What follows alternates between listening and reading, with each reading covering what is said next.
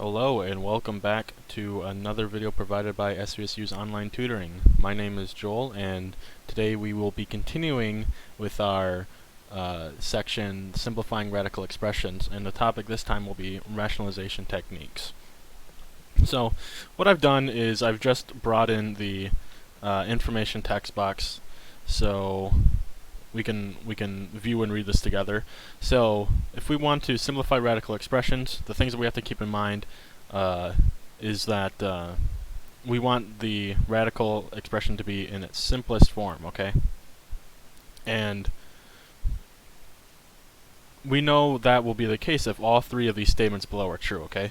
So all possible nth power factors have been removed from each radical. No radical contains a fraction, and no denominator of a fraction contains a radical, okay? And just to see all three of those statements in action, we can write up some examples for ourselves. So if I'm taking the cubic root of this fraction 2/5, okay? Let me rewrite that 5 there. That of 2/5. What I have to make sure of is that all possible nth powered factors have been removed from each radical, okay? And then the second thing is that I have to make sure that no radical contains a fraction and no denominator of a fraction contains a radical, okay? So far this problem fails all three statements, okay? So the first thing that I want to do is what I can do, I can rewrite this radical so that way I'm taking the cubic root of both the numerator and the denominator separately. And so now what I want to do is that I want to get rid of this cubic or this third root of 5, okay? And so what I want to think about is a number, some multiple of 5 that will allow me to take the cube root, okay? And simply all I have to do is just make sure that this 5 will have a cube within the radical, okay? So how do I go about doing that? Well, what we have to do is rationalize the denominator, okay? And the rationalization factor that we're going to use is the cube root of 5 squared, okay?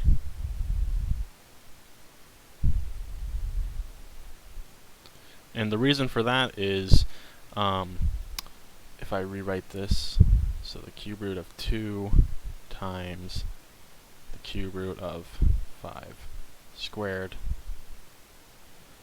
and then the cube root of 5 times the cube root of 5 squared. I can multiply these two radicals together and combine them. And likewise, I can do the same with the numerator as well.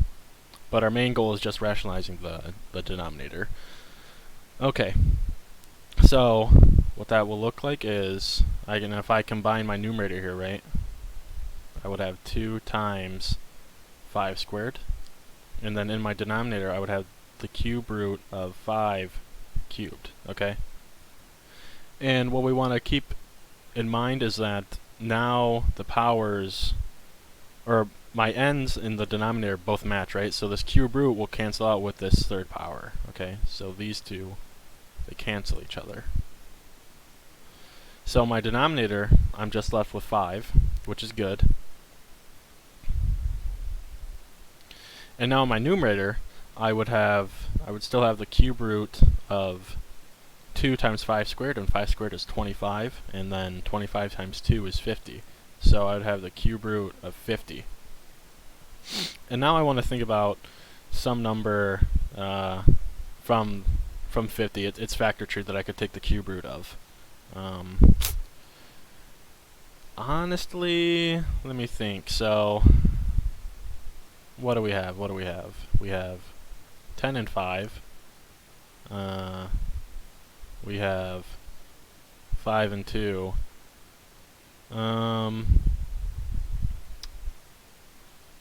We also have 25 and 2, and then this breaks down into 5 times 5. So, yeah, none of these numbers are from the 50 factor tree that I can take a cube root of. So, I would just leave this the way it is, and so that would be my final answer, okay? So this right here would be my final answer.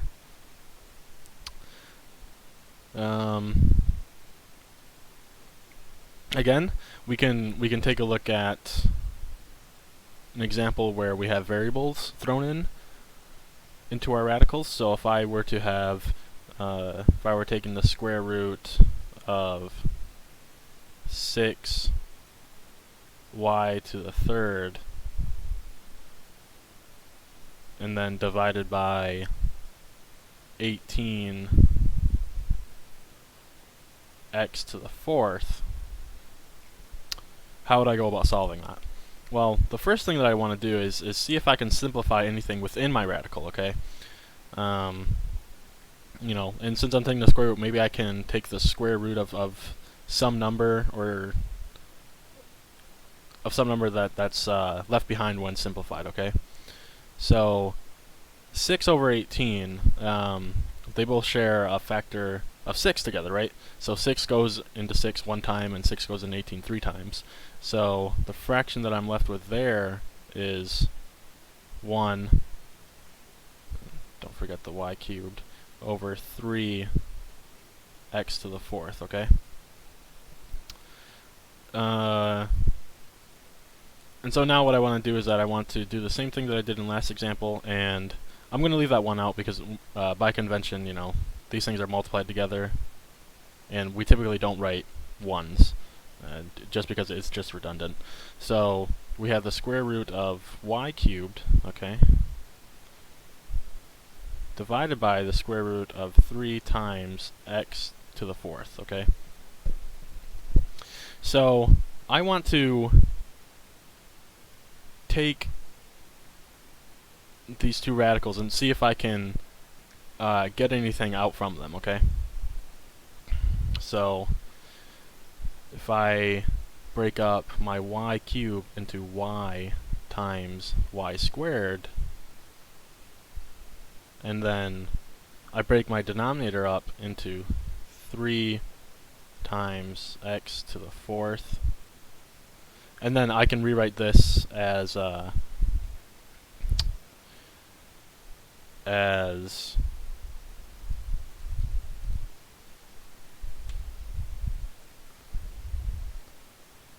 x squared times x squared.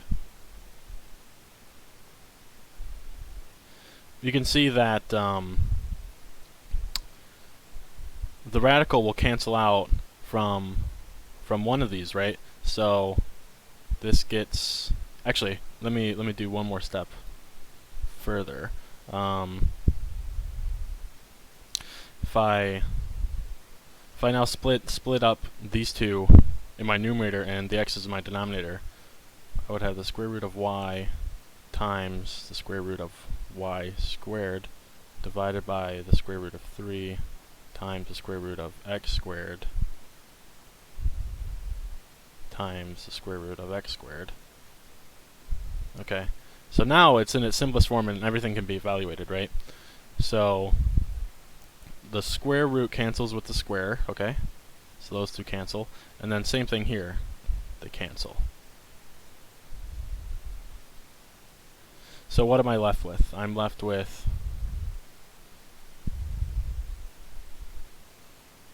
y times the square root of y, and then I'm left with the square root of 3 times x squared. But I'm still not done, because I still have to rationalize my denominator. So the final step that I have to do is multiply both the numerator and the denominator with the square root of 3. And so I'm going to move up here, okay? So I have the square root of 3 times y times the square root of y, and then I have 3 squared, the square root of 3 squared times x squared. And these two cancel because they're inverses of each other. And then I can clean up my numerator up a little bit more, so I have the square root of 3 times y, and then that's all over 3 times x squared.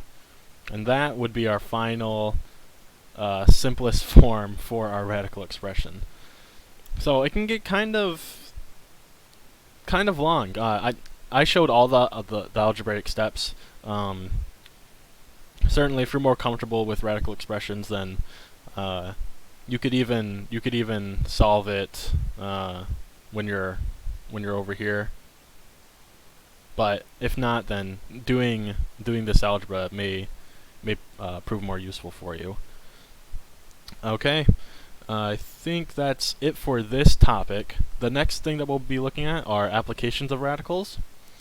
And a very important concept comes up in there.